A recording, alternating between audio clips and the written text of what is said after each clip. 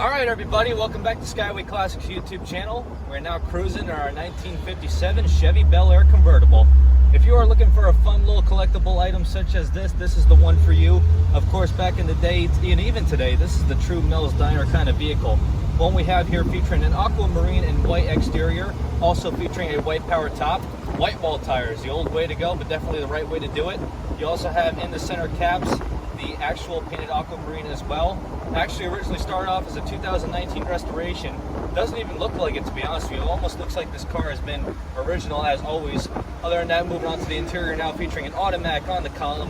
One of the coolest things about the old Bel Airs is the fact that reverse is on the bottom.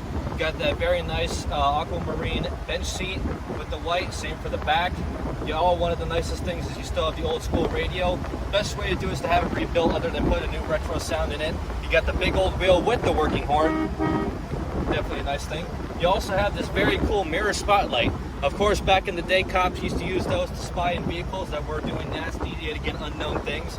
Very true, by the way. You definitely know this too, because you were probably one of them. Other than that, it does have the old school vent windows. I do believe, yeah, it does. It has the crank for the vent windows, crank for the regular windows. And other than that, it has its old school vibe. Moving underneath the hood, featuring a 283 small block. Kind of motor that you really don't see in these kind of cars anymore.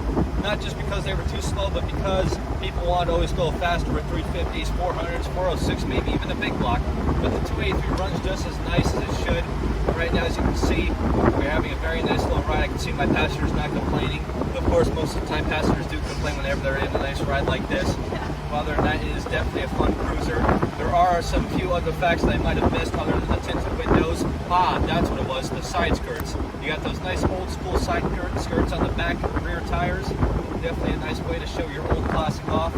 Other than that, now we're going to get this fine view turned around and up on the hoist, so just stay tuned to see the underneath.